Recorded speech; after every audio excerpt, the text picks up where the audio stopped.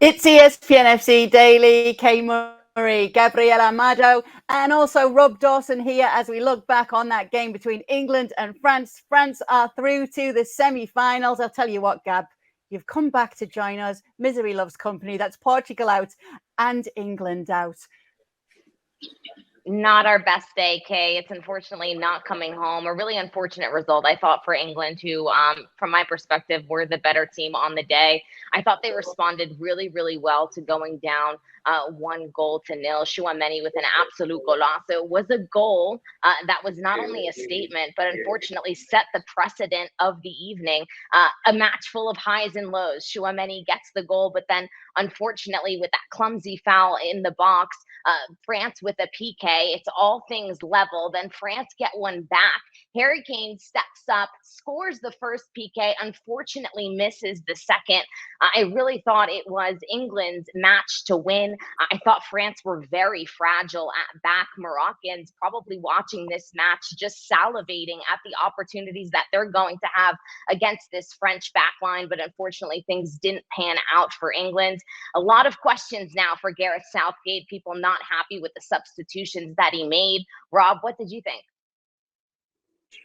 I agree. I thought that England, for large periods of that, were the better team. I mean, Kay will have lived through lots of these World Cup exits where you felt that England were nowhere near, but that didn't really feel like it today. I actually thought that the only way that France were going to find a winner was that kind of goal, a ball into the box, and then a Giroud header, because at the time, England looked so, not dominant, but they had the better chances. They were on the front foot. They were pushing forward.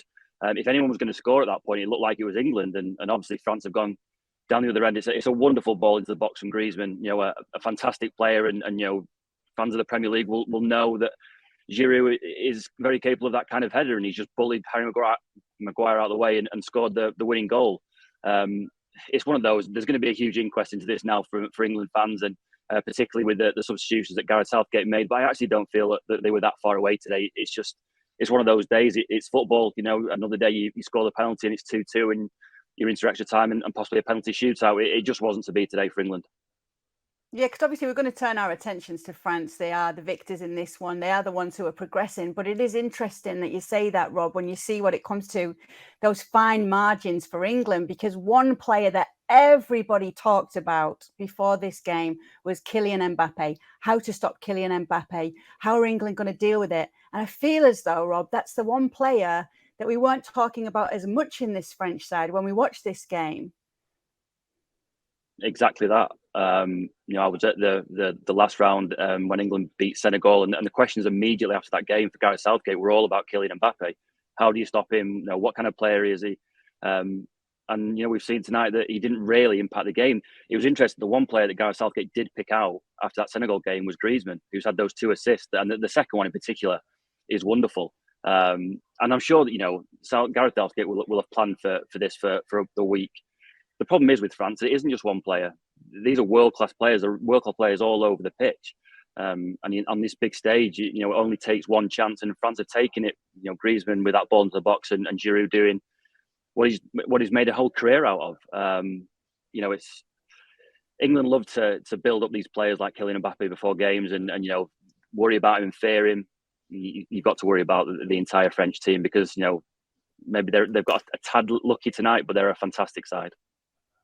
Yeah, they really. Do you know what's funny, isn't it, Gabby, when you talk about Antoine Griezmann? It's a player we followed so long, for so many years, and the whole story that we talked about him in La Liga. We've seen him at Atleti, at Barcelona, but he does come up big in this French side, and I think sometimes he can be a bit of an unsung hero for them. He's just such a hard worker always, and that's something that we've seen historically with him. I mean, looking at this one now and looking how France go ahead, obviously it's going to be up against Morocco. Do you have a favourite when we come to the final four of the two that will be going on to progress from what we've seen? I fancy Morocco against this French side. I really did not think that their performance was solid by any means today. I think Morocco will like their chances against this French back line. Kane won that battle with Upamecano on the back line. Speaking of Mbappe, he was quiet. He was integral in that first goal, Chouameni, before the ball actually gets to Griezmann. It's all Mbappe there. So I will say that, of course, this is one of the best players in the world that we're speaking about. But Antoine Griezmann, I think, is going to be a key player that Morocco are obviously going to have to keep their eyes on. It was a big match for Griezmann, just as you alluded to, Kay. He actually surpassed both Thierry Henry and Zizou, now has 28 assists for the French national team. But I think that Moroccan fans are watching this match, just like I said in the opening statement, and I think that they like their chances. This French back line are going to have to really tighten up if they're going to stop Moroccan's counter press. That one-touch passes that we saw rip through the Portuguese national team today, that's coming at France next, and I fancy Morocco's chances. There's a fan comment here that England are very Spursy. Obviously, that's a bit harsh, saying that it can be in your hands and you throw it away. And it's tough because obviously they had the chance to level it, Rob. We saw with Harry Kane stepping up once again. And the storyline there, obviously the fact that he's coming up against Lloris and the two know each other very well. The fact that it was a penalty in the same game as well. And there's just something I want to go back to just with England, because I saw one of our colleagues as well, James Ollie, saying it's a bold decision from Gareth Southgate. He's got the feeling now he can go toe-to-toe with the big sides and he doesn't have to do certain things to accommodate for them, to adapt to them. In fact, even going into it, we keep hearing about this report that he commissioned into France's win 4 years ago, the fact that they'd had that heartbreak in Euro 2016 on home turf and that they were able to bounce back. They were able to rally back and win the World Cup in 2018. He wanted to know how France took a step after losing the Euros, how they managed to do that. And then coming into this one, he's obviously feeling confident in his side. So I want to get your thoughts, Rob, on first, and I want to separate the two as well. What you thought of his starting 11 today, what your initial reaction to that was, and we've had a fan question on that as well. And then what you think about his subs and what he could have done better. I mean, in terms of the starting 11, I don't think I would have changed it. I was a little bit, I thought that he may go 5 at the back because that's what we've seen Southgate do historically in the past, a little bit more cautious, worried about a fantastic French team. And in fairness to him, he didn't. I think a lot of England fans will look to that team that started and think that's the team that I would have started. They played so well against Senegal. They made lots of chances. They scored goals. And it was a sign that maybe Gareth Southgate is looking at his England team and saying, we've got the players now to go toe-to-toe with England. I think the problem is now, given that they've lost, is that it's very easy to stick the boot in and say, your starting 11 wasn't right, the subs weren't right, this wasn't right. But you said it yourself, earlier in the show, it's a game of very, very fine margins. And I don't actually think that England were that far away. I mean, obviously, it's easy in hindsight for me to sit here and say, we should have brought this player on at this time, or he should have gone off then. Who would be a football manager? That's the problem with the job. I just think it's one of those days that it comes down to such fine margins at this level. And France have got the better of that today. And I think you just have to look at it and go, fair play. Hopefully England can bounce back in the way that France did and win the World Cup. And England maybe in 2026 in the US can build on this fantastic young team. Obviously, we'll just have to wait and see. To bounce off of what Rob said, the big question was going to be, was Southgate going to resort back to the 3 at the back or 5 at the back?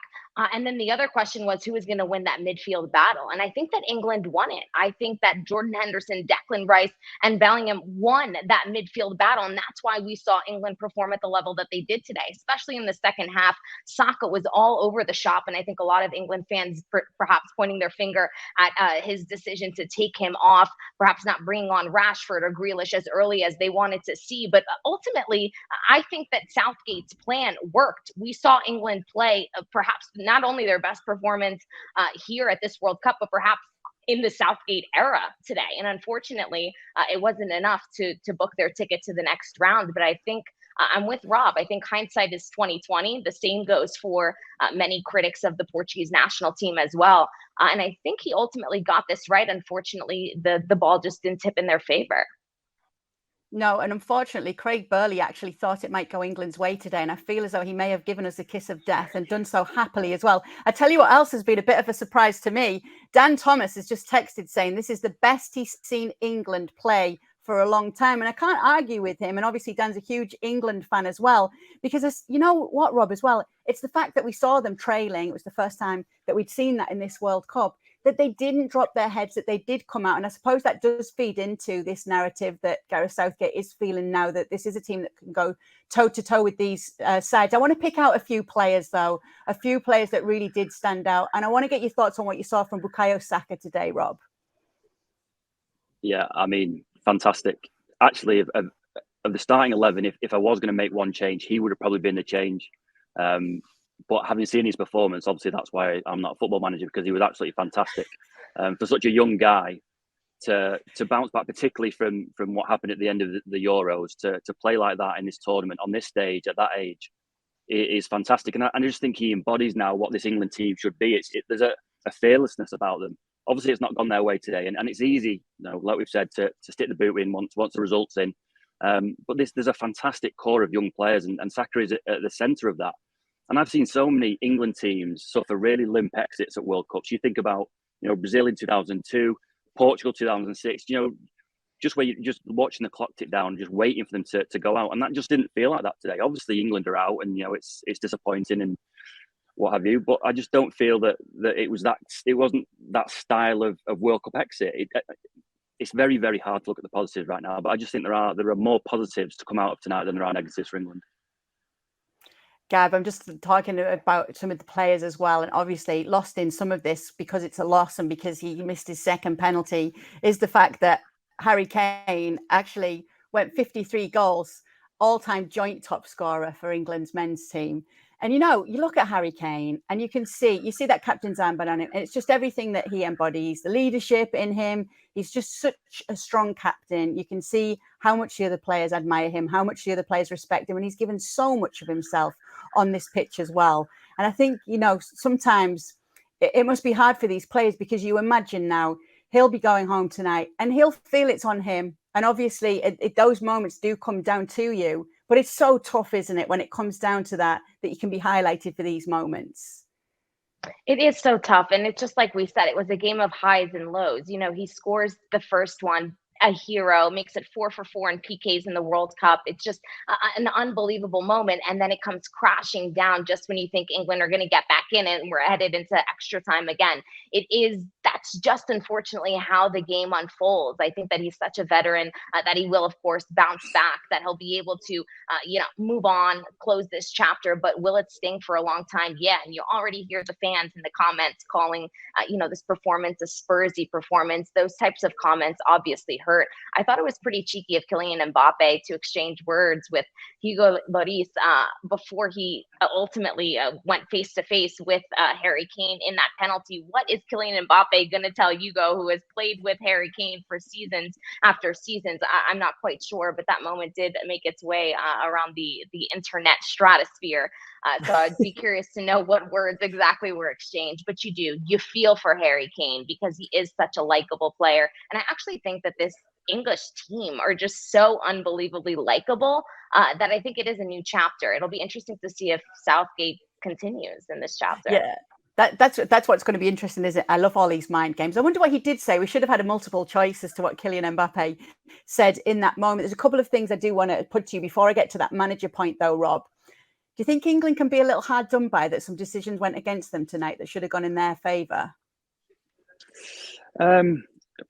Possibly. I think once you've got those two penalties, I don't think you can really complain about the refereeing performance. To be honest, I was surprised that they got the second penalty. I thought the first one was a nailed-on penalty. The second one, I was surprised that they went back and reviewed that. I thought that it looked initially at first reaction just like contact in the box and things that happen, and the keeper scoops up and you play on. So I was surprised that they got that. Obviously, once you get that penalty, it's devastating. Then that Harry Kane's ballooned it over the bar. Again, I just, we're so used to these England exits where there are excuses to be made about the referee or someone's been sent off. I just don't feel it's one of those nights. It's football. It's just one of those days where it's not your day, and when it's not your day, it's not your day. Thank you very much for watching ESPN FC on YouTube. For more highlights, analysis, and exclusive content, be sure to subscribe.